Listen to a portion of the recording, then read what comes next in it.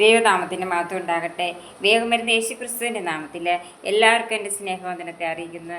നാമായിരുന്നിടത്തെല്ലാം കർത്താവ് പരിപാലിച്ചു, ഉള്ളം കാര്യത്തിൽ വഹിച്ചു, ദൈവത്തിൻ്റെ കൃപകളാൽ നമ്മളെ നിറച്ചു. എത്ര മനോഹരമായ രീതിയിലാണ് ഈ ഭൂമിയെയും ഭൂമണ്ഡലത്തെയും നമ്മളെയൊക്കെ ദൈവം സൃഷ്ടിച്ചത്.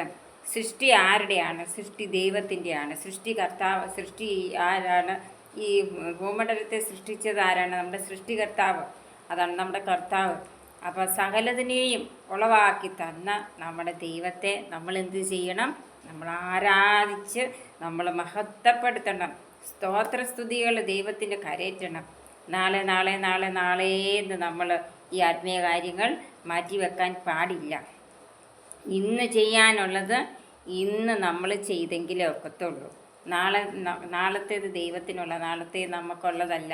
നമ്മൾക്ക് ആയുസ് തരുന്നത്, ആരോഗ്യം തരുന്നത് എല്ലാം ആരാണ്? ദൈവമാണ്. ഈ ദൈവത്തിൽ ആശ്രയിച്ച് നമുക്ക് മുമ്പോട്ട് ജീവിക്കാം. ഇന്ന് ഞാൻ പറയാൻ പോകുന്നത് ഉൽപ്പത്തി പുസ്തകത്തെ ആസ്പദമാക്കിയാണ്. ബൈബിളിൽ ഏറ്റവും ആദ്യത്തെ പുസ്തകമാണ് ഉൽപ്പത്തി പുസ്തകം. ഈ ഉൽപ്പത്തി പുസ്തകം അതായത് 50 അധ്യായമായിട്ടാണ്. 50 അധ്യായമുണ്ട്. ദൈവത്തിൻ്റെ സൃഷ്ടി കുറിച്ചും പിന്നെ ഒരുപാട് കാര്യങ്ങളോട് കൂടിയാണ് ഇത് അവസാനിക്കുന്നത്. 50 അധ്യായമുണ്ട്. 50 അധ്യായത്തോടു കൂടിയാണ് ഇത് അവസാനിക്കുന്നത്. പിന്നെ ഞാൻ പറയുന്ന ഒരു വ്യക്തി അബ്രഹാമിനെ കുറിച്ച്. അതിൻ്റെ ശേഷം അബ്രഹാം ദർശനത്തിൽ യഹോവയുടെ അരുളപ്പാടുണ്ടായി. അപ്പോൾ ഈ അബ്രഹാമിന് ദർശനത്തിൽ, അതായത് സ്വപ്നം പോലെ, നമ്മൾ സ്വപ്നങ്ങളൊക്കെ കാണുമല്ലോ, നമ്മൾ സ്വപ്നത്തിൽ യഹോവയുടെ അരുളപ്പാട്. ആരുടെ അരുളപ്പാടാ? യഹോവയുടെ അരുളപ്പാടുണ്ട്. അബ്രഹാമേ, ദൈവം വിളിക്കുക, അബ്രഹാമേ ഭയപ്പെടേണ്ട, ഞാൻ നിൻ്റെ പരിചയം, നിൻ്റെ അതിമഹത്തായ പ്രതിഫലമാകുന്നു. ഭയപ്പെടേണ്ട മകനെ,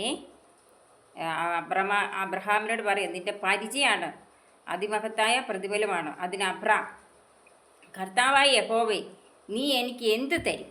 ഞാൻ മക്കളില്ലാത്തവനെ നടക്കുന്നല്ലോ. അപ്പോൾ അബ്രഹാമിൻ്റെ മനസ്സിൻ്റെ ഉള്ളിലെ പ്രയാസം എന്തായിരുന്നു? എനിക്കൊരു കുഞ്ഞില്ലല്ലോ.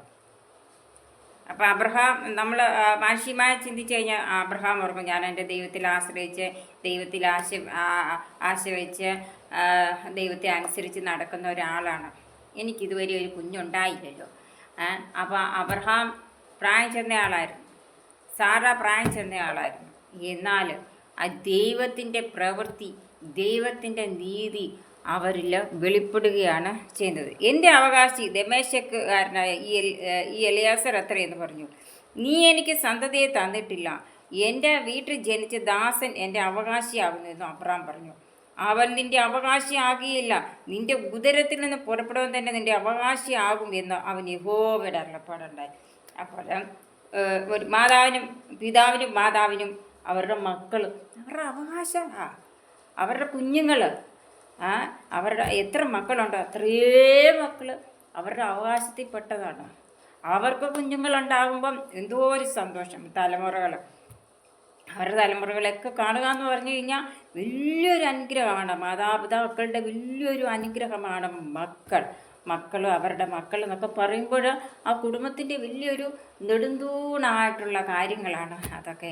അതെല്ലാം ലഭിക്കുന്നത് നല്ല മാതാപിതാക്കളെ നമുക്ക് ലഭിക്കുന്നത് വലിയ അനുഗ്രഹം. നല്ല കുഞ്ഞുങ്ങളെ നമുക്ക് ലഭിക്കുന്നത് വലിയ അനുഗ്രഹം. അവരുടെ മക്കളെ നമുക്ക് കാണാൻ പറ്റുക എന്ന് പറഞ്ഞാൽ അത് വലിയൊരു അനുഗ്രഹമാണ്. നിൻ്റെ ഉദരത്തിൽ നിന്ന് പുറപ്പെടാൻ തന്നെ നിൻ്റെ അവകാശിയാകുന്ന അവൻ യഹോവയുടെ അരുളപ്പാടുണ്ടായി. പിന്നെ അവൻ അവനെ പുറത്തു കൊണ്ടുവന്നു. നീ ആകാശത്തേക്ക് നോക്കാൻ പറഞ്ഞു. നീ ആകാശത്തേക്ക് നോക്കുക എന്നിട്ട് പറഞ്ഞ് നക്ഷത്രങ്ങളെ എണ്ണുവാൻ കഴിയുമെങ്കിൽ എണ്ണുക എന്ന് ഏൽപ്പിച്ചു. ആകാശത്തിലെ നക്ഷത്രങ്ങളെ നമുക്ക് എണ്ണാൻ പറ്റുമോ? പറ്റത്തില്ല. എന്നാൽ കർത്താവ് നക്ഷത്രങ്ങളെ എണ്ണുവാൻ കഴിയുമെങ്കിൽ എണ്ണുക, നിൻ്റെ സന്തതി ഇങ്ങനെയാകും എന്ന് കൽപ്പിക്കുകയാണ് ചെയ്തത്. അപ്പോൾ അബ്രഹാം ഇപ്പോൾ മനസ്സിൽ പ്രയാസപ്പെട്ടു, എനിക്കൊരു കുഞ്ഞില്ലല്ലോ. പക്ഷേ യേശുപ്പച്ചൻ പറഞ്ഞു തന്നെ, ആകാശത്തിലെ നക്ഷത്രങ്ങളെ നോക്കുക, അതുപോലെ നിനക്ക് ഞാൻ സന്തതികളെ തന്നാന്നാണ് പറഞ്ഞേക്കുന്നത്. അപ്പോൾ അങ്ങനെയുള്ള ഉറപ്പോടുകൂടിയാണ് അബ്രഹാമിന് മകനെ ദൈവം കൊടുത്തു. അതാണ് ഇസഹാക്കിനെ. അബ്രഹാം ആരിൽ വിശ്വസിച്ചു? ദൈവത്തിൽ വിശ്വസിച്ചു. അബ്രഹാമിന് ആ പ്രായമായി നിൽക്കുമ്പോഴും അബ്രഹാമിനോട് ദൈവം പറഞ്ഞ വാഗ്ദത്തം അത് നിറവേറുകയാണ് ചെയ്യുന്നത്. അപ്പോൾ നമുക്ക് ദൈവം തമ്പുരാൻ നമുക്ക് ചെന്നിട്ടുള്ള വാഗ്ദത്തം ഈ ലോകത്തിൽ വെച്ച് തന്നെ നിറവേറിയിട്ടേ നമ്മൾ ഈ ലോകം വിട്ട് കടന്നു പോകത്തുള്ളൂ. അപ്പം നിങ്ങളെല്ലാം ആയിരിക്കുന്നിടത്ത് കർത്താവ് പരിപാലിക്കട്ടെ, ചേത്തോടെ നടത്തട്ടെ. ഈ സമയത്ത് കുഞ്ഞുങ്ങളില്ലാതെ ആരെങ്കിലും കാര്യപ്പെടുന്നുണ്ടെങ്കിൽ നിങ്ങൾ പ്രാർത്ഥിക്കുക. ദൈവസന്നിധിയിൽ നിങ്ങളെ തന്നെ സമർപ്പിച്ച് പ്രാർത്ഥിക്കുക. തീർച്ചയായിട്ടും ദൈവത്തിൻ്റെ ഒരു പ്രവൃത്തി, ദൈവത്തിൻ്റെ ഒരു നീതി, ദൈവത്തിൻ്റെ വാഗ്ദത്തം നിങ്ങളിൽ നിറവേറും. നിങ്ങളെല്ലാം ആയിരിക്കുന്നിടത്ത് കർത്താവ് പരിപാലിക്കട്ടെ, ജയത്തോടെ നടത്തട്ടെ. God bless you.